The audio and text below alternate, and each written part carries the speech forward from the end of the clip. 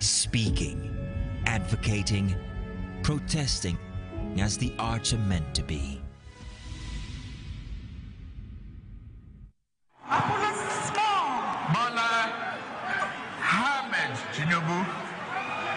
Do solemnly swear. Well, INEC did conduct by-election and rerun election in across 26 states on Saturday, and we are monitoring very closely the outcome of that exercise. In Lagos here, INEC declared APC House of Reps candidate Fuad Lakuta winner of the Saturday by-election. Let's bring you some more details from the exercise in Lagos. Voting commenced at 8:30 a.m. in most of the polling units, with INEC ad hoc officials educating voters on the electoral process.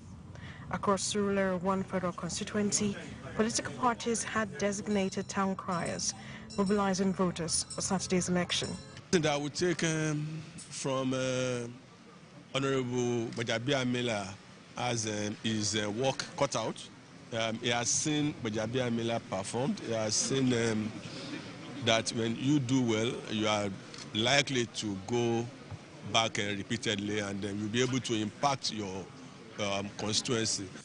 Resident Electoral Commissioner Ayaba Misalamis has adjudged the election to be peaceful in all the polling units, with no case of ballot snatching, vote buying, or thuggery.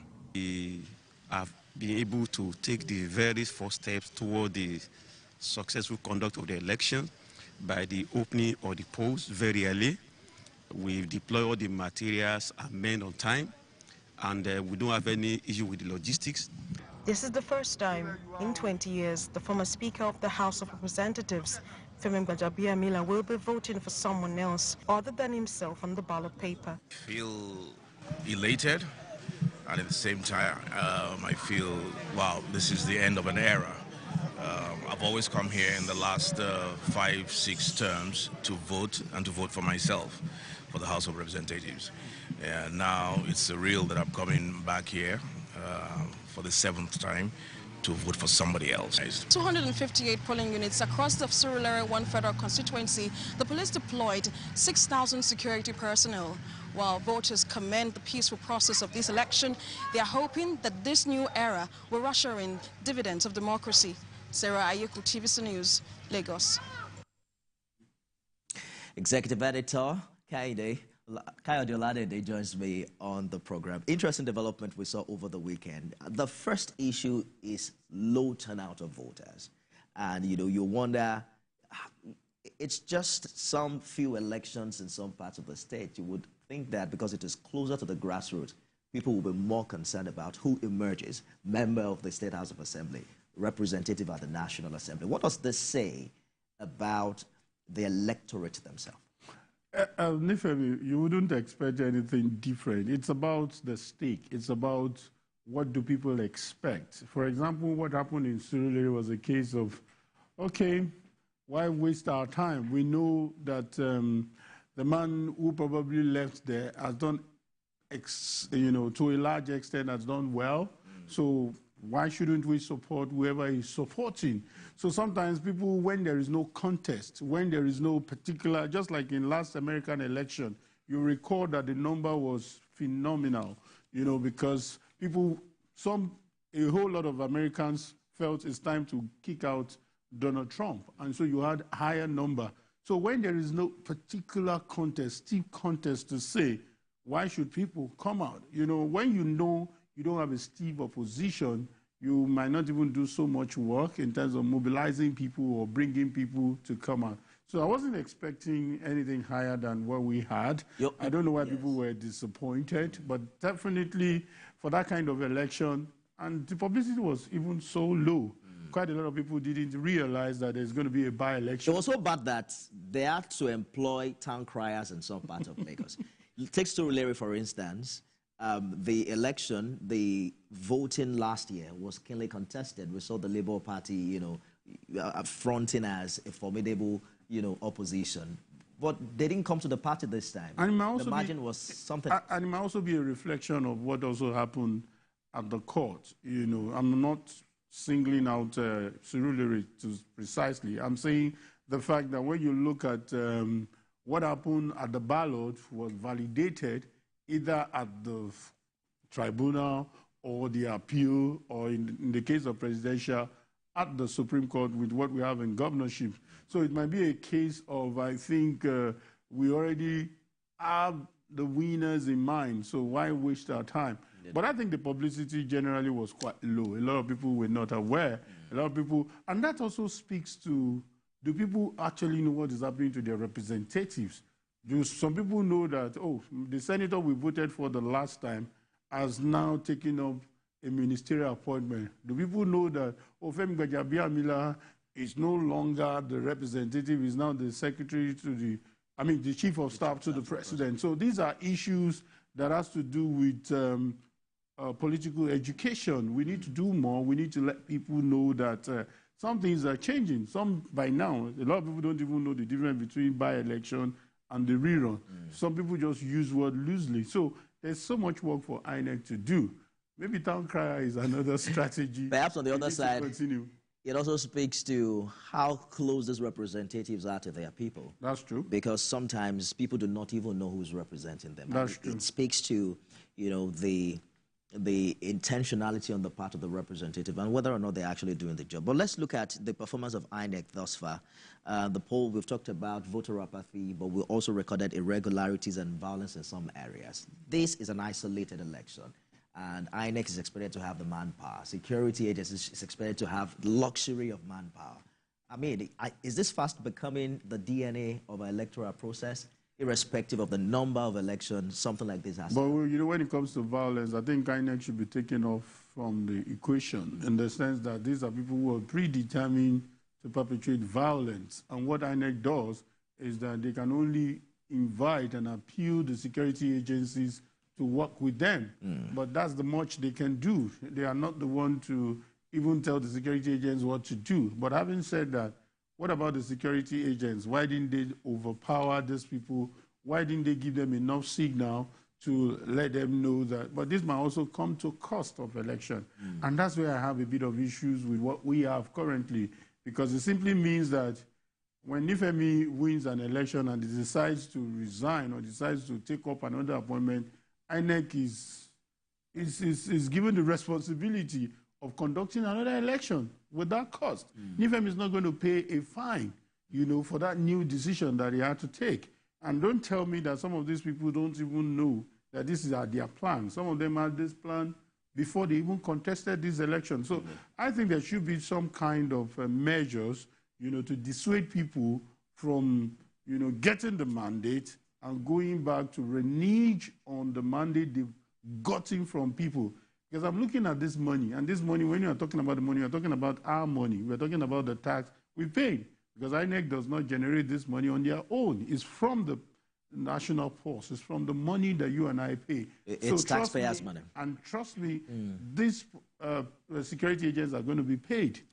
So they might say that we don't have the capacity to give you the number of police operatives that you should have in these elections. So everything put together, I don't know.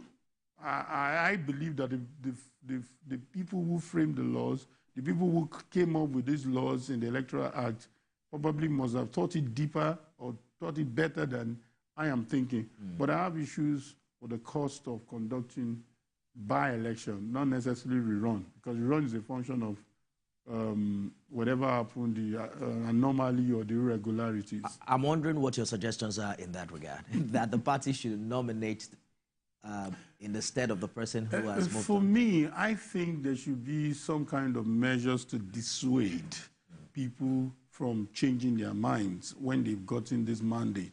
Maybe there should be a fine, maybe there should be some amount of money that you should be paid and that you should pay. Because if I come up with this idea that some people have suggested, like, okay, since it's the party that won, let the party just produce a replacement. That might not be democratic, as you pointed out, off camera. That then it means that the people who wanted, they only use one popular face to get the mandate and give it to them. And give someone else. And when you now look at the fact that other parties now have the opportunities of coming up again, then you might say, okay, you've also given them a second chance. When in the first place, what happened to the first chance? Just because somebody chose to go through another route of serving, in quote, his or her people. So in a particular case, we understand that Boko Haram even attacked a collation center, I think it was in Yobe, and then there is a rerun in a rerun election in some other places. So you wonder, is there an end to the voting exercise, and what do you think can be done to begin to fight in the process such that we can have elections, a complete election exercise? And you decide a winner. And decide a winner. It still boils down to the Electoral Act. Because I've also thought about that. Something like that had happened, I think, in Bayelsa, where they had a rerun, and the rerun was also going to become inconclusive. And they had to invoke a particular session, but I think that has been amended now to look at it that let's just look for simple majority. Indeed. The idea of simple majority failed because the person could not meet the margin of vote between the winner and the second persons were not up to what should make you declared as winner. But at the second ballot, the argument is it should be about simple majority, and I think I succumb to that. But for whatever reasons, it's been declared inconclusive, and at this time, if it's going to be redone, it should be about simple majority. Absolutely. Because I doubt whether there will be a full tie, the same vote. There must be someone who has an edge in the election. We're still collating the figures, but it seems that the APC did have an upper hand in this election, winning seats in Lagos or Ondo.